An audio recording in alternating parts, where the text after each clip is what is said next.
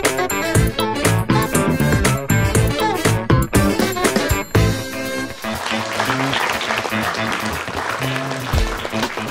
Tina Talisa dan Anda kembali menyaksikan program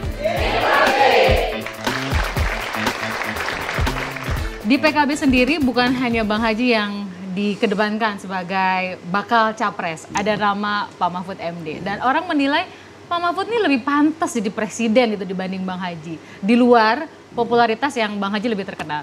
Gimana komentar Abang soal Pak Mahfud MD? Pak Mahfud ada satu figur yang oke, yang bagus. Ya. Beliau adalah seorang ahli hukum. Tapi lebih oke mana sama Rhoma Irama? Itu masyarakat yang menilai, bukan saya. Kalau dari pembicaraan, menurut Pak Muhaimin, menurut Caimin, kira-kira akhirnya ke siapa sih? Ke Bang Haji atau ke Pak Mahfud? Saya tidak berkomentar tentang itu. Yang satu pasti bahwa saya punya komitmen bukan Caimin dan Rhoma kasakusuk berdua di kamar. Ya. Tetapi komitmen ini antara DPP, PKB dan tim Rhoma Irama gitu ya. Jadi bukan kasakusuk berdua. Komitmen ini kita buat, kemudian kita mengadakan deklarasi kultural ke seluruh Indonesia ya. Meresmikan posko-posko capres seperti itu yang dihadiri oleh para ulama, para habaib, para tokoh-tokoh masyarakat. Saya rasa nggak mungkin kalau ini dalam konteks diperalat atau main-main ya, karena bukan Rhoma sendiri di sini. Tapi di sini tokoh-tokoh se-Indonesia. Bang Haji selalu bilang ada ulama. Ulama yang mana nih Bang? Kan banyak tuh komunitas ulama. Oh, ulama yang mana? Ya.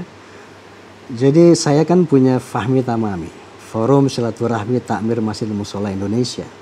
Saya ketua umumnya. Ya.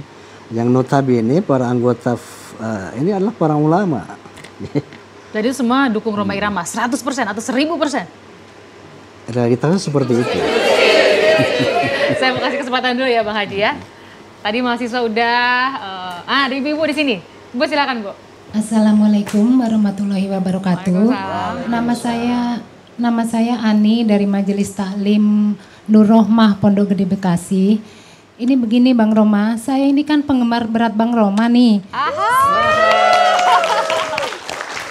Seandainya nanti Bang Rhoma terpilih sebagai presiden, bagaimana dong nasib saya? Apa saya masih bisa ngelihat Bang Rhoma show kembali gitu? Demikian pertanyaan saya. Wassalamualaikum warahmatullahi wabarakatuh. Ini kayaknya pertanyaan rakyat kebanyakan juga gitu ya, saking ngefansnya kalau jadi presiden ntar malah nggak manggung gitu. Saya rasa seorang presiden itu bukan seorang robot yang tidak punya waktu untuk relaksasi misalnya.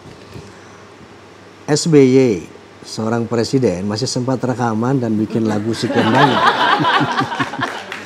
Apalagi saya seorang seniman gitu ya.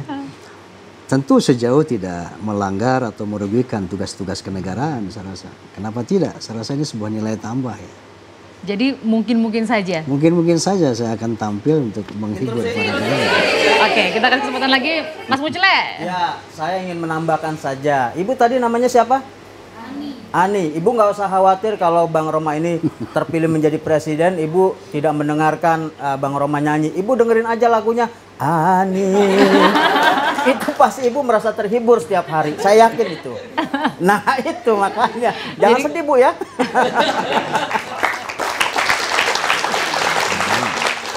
Mari kita bicara realistis Bang. PKB itu kan kalau disurvei bolak-balik ya suaranya segitu-segitu aja.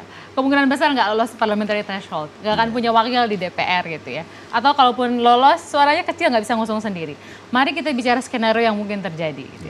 Kira-kira kalau ternyata suaranya kecil kemudian koalisi, Abang masih mau nggak kalau cuma jadi cawapres?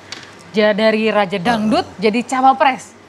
Turun peringkat. Ya itulah tadi saya katakan bahwa kita bicara siapa capres, pres atau cawapres ya, itu saya rasa setelah pileg ya.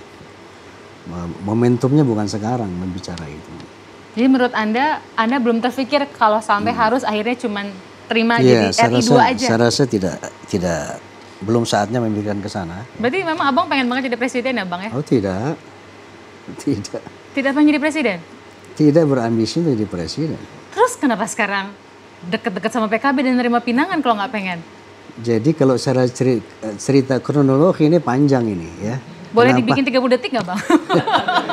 Panjang sekali. Kenapa saya jadi capres sekarang? Artinya atas desakan yang begitu kuat akhirnya dari seluruh Indonesia, ya, sehingga saya berada pada posisi yang tidak bisa mundur. Kalau saya mundur seperti tentara yang disersi gitu, lari dari kewajiban. Seperti itu sebetulnya situasi saya. Apakah segitu dramatisnya kisahnya? Ya seperti itu. Saya mau tanya di sini, ada nggak yang memberikan desakan sama Bang Roma jadi capres juga? Sejauh ini sih di ruangan ini nggak ada. Tapi saya pengen tahu dari mana kubu terkuat, daerah mana menurut Bang Haji yang paling kuat? Yang dukung Abang? Saya katakan sejak awal bahwa saya ada desakan sebetulnya saat saya diminta jadi capres dari 2004 loh. Itu yang Abang bilang Abang ditawar-tawari uang juga. Dari 2004, 2009 saya juga diminta untuk sebagai cawapres ya. Artinya katakanlah mungkin mereka berpegang kepada popularitas ya. Karena apapun di dalam sistem pemilihan presiden one man one vote, popularitas itu faktor yang penting untuk bisa memenangkan pertarungan. Terinspirasi dengan Ronald Reagan barangkali di Amerika atau Estrada di Filipina, Bang Haji itu? Saya rasa tidak ada yang menginspirasi saya untuk tampil ya. Kalau saya jadi atau tidak itu takdir Allah. Tu'til mulka man tasya. Oke, saya kasih kesempatan sama mahasiswa ada laki-laki.